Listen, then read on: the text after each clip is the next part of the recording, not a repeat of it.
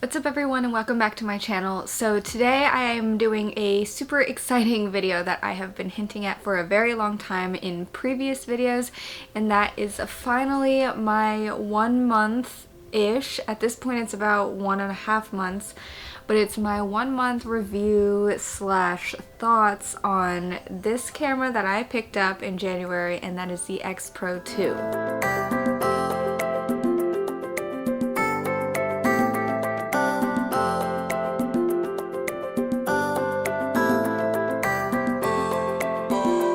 The X-Pro2 is actually my first foray into the Fujifilm system. It is the first Fuji body I have ever owned, and every lens that I've used on that are the first Fuji lenses that I've ever used, aside from my Fujifilm medium format film camera, but that's definitely a whole different experience. And so today I actually wanted to sit down and talk about some of the top things that I've really noticed within the first month of use, or right off the bat, that I really love about the camera, that I don't love so much about the camera. So the first is battery life, and I've touched upon this in previous videos before, but the battery life on this camera is definitely a con for me. I'm coming from the Olympus system where the EM1 Mark II has a really great battery life, and unfortunately the X-Pro2's battery just doesn't live up to that, even with the 126S version.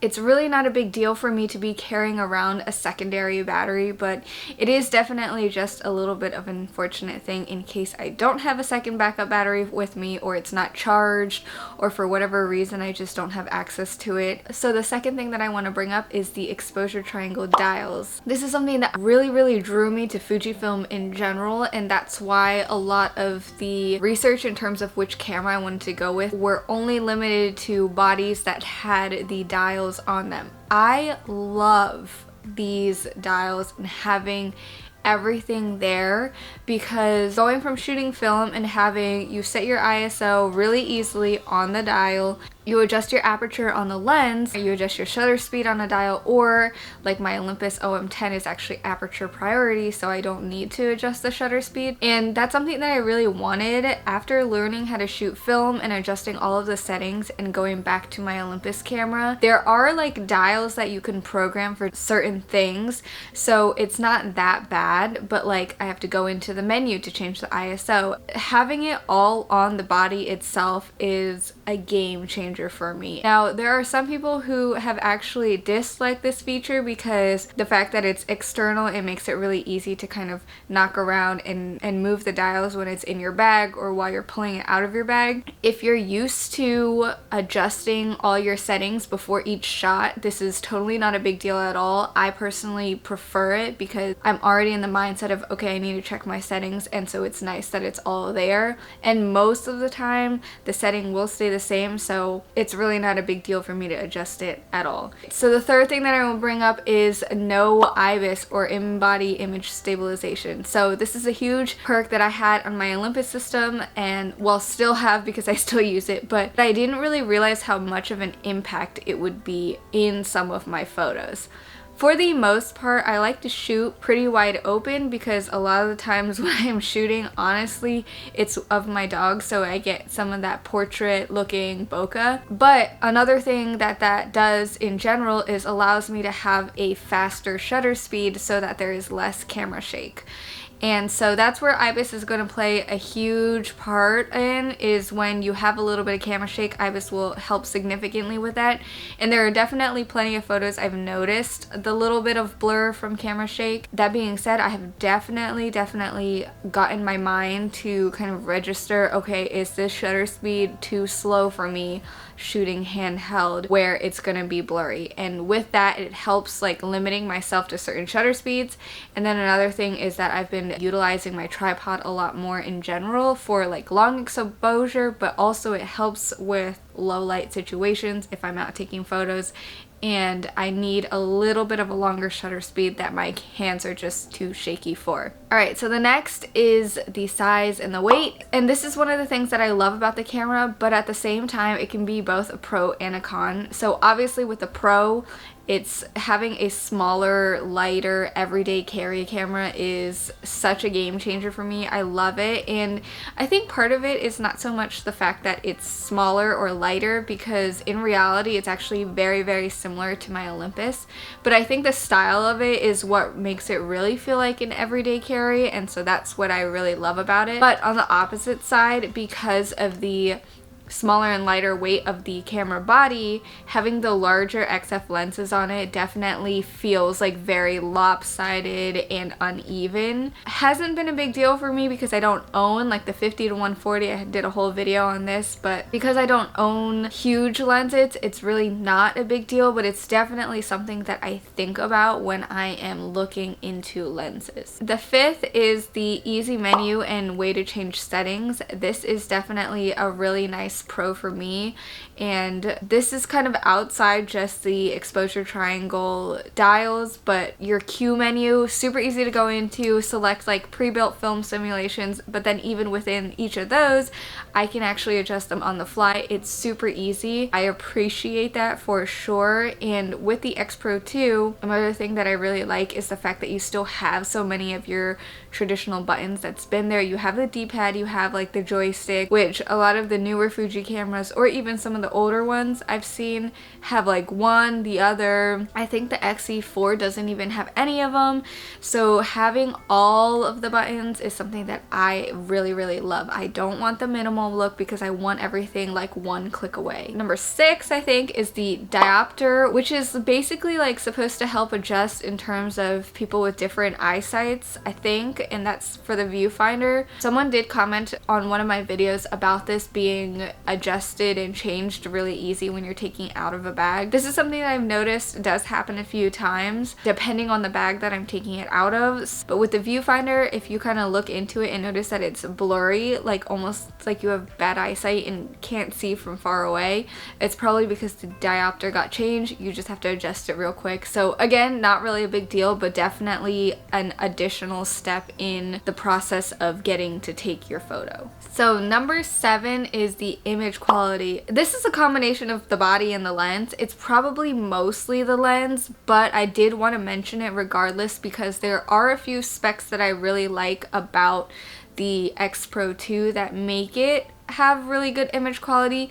That is the 24 megapixel sensor and APS-C crop. Like I mentioned in my last video with Olympus already has really great image quality, and it's the one that I own, the EM1, has less megapixels and it's a micro four thirds crop, so it's a 2 times crop instead of 1.6-ish, 1.5, 1.6 on the APS-C. Considering that already has great image quality, the Fuji has been no downgrade whatsoever from my Olympus system. I've been loving it, and while both cameras have amazing image qualities, I did want to point out that the X-Pro2 does have incredible image quality. You will not be disappointed. A lot of the sample photos I may have are probably going to be a little bit grainy simply because of the way that I programmed the film simulations and the way that I shoot this camera. I wanted that film look, and that's why you're gonna see the graininess. So next is the weather resistance. This is one that if you're looking into this camera or you already own this camera, this is something that you've probably heard 1,000,001 times already, but the X-Pro2 is weather resistant. Now that being said, I have not tested it to its full limits of weather resistance and brought it out in like pouring rain or a blizzard or anything like that, but there have been plenty of times because we've been getting a lot of really beautiful snow. I've brought it out while it's still snowing. I've brought it in drizzle, and I've never really been concerned about it. I don't like cover it up or anything when I bring it out. If anything, it's like with my hand, but it's held up really nicely. Again, it's only been 1 month. So lastly is actually a con, and that is the process of Fuji RAW files in Lightroom.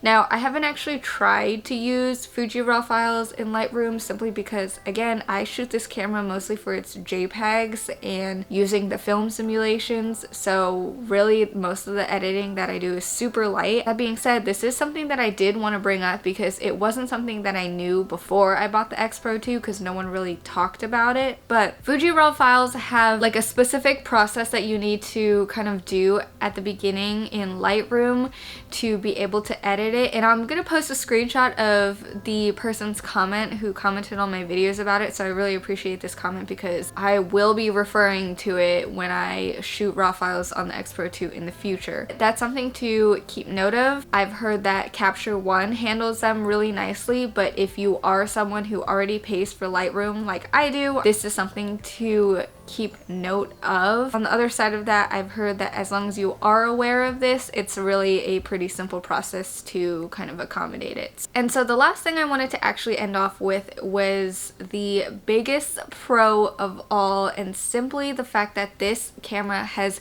taken the spot as my everyday carry camera. And I don't want to spend too much time on this because it's just like, I don't want to be really dramatic or anything, but I've never owned a camera where I wanted to take it out every single day. And this is something that I was definitely looking for when I came across the X-Pro2. I was actually looking at an everyday film camera to have to give me those film looks in an everyday carry style. The more I thought about it, the more research I did into it, the more I also thought of the practicality of it. And for someone who ships film off, it just didn't make sense for me to be mailing like one roll of film at a time to get it developed, but at the same time, did I really want to wait for me to accumulate like a few rolls before sending it off? That would be weeks. So I kind of went back to the digital realm. It was a little bit disappointing because I love the look of film. That's what made me really fall in love with photography this past year, way more than I had in the past like 6 years before that. But unfortunately, it just wasn't practical money-wise and timeline-wise. I wanted something that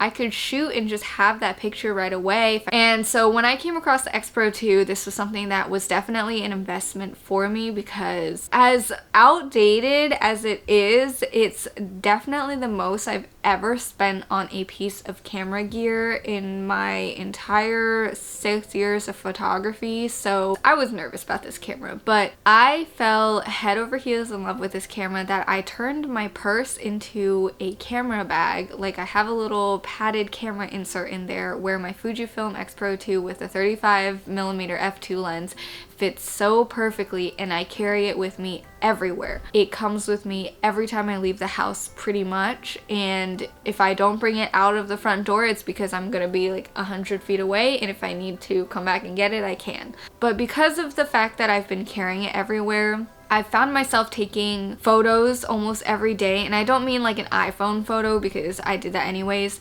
but I mean like a get out of the car, set up a composition because I see something cool, adjust my settings, and take a photo type of photo, like a full-on photography beginning to end photo. This is just something that I've never experienced with a camera before. I've never wanted to like bring out my EM1 every single day because it looks like an SLR, and for me, for whatever reason, simply by the looks of it, it's just not a camera that I want to like just bring out. I've definitely seen improvements in my photography, and maybe that's just me, but my mom also said so for whatever that's worth, I appreciate that comment. I felt like I was living somewhere boring, and this camera has literally changed my entire perspective on that because I just take it out and shoot things that I didn't think were that interesting before. I fall in love with the photos simply because of the process of shooting them.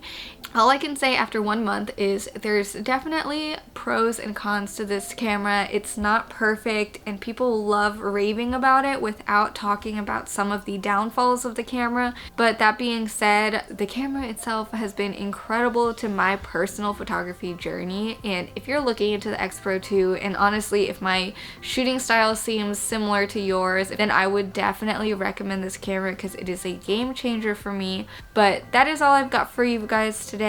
Thank you for watching this video. If you've made it to the end, please give it a thumbs up if you enjoyed it. And like I said, a lot of the people who have come to my channel have come here for the X-Pro2, so I hope I did the X-Pro2 justice in this video, at least just 1 month in. So please feel free to leave your comments down below, get some discussion going, and if you guys enjoyed, please subscribe because there will definitely be future videos coming out on this camera as well as my Olympus system and film photography in general.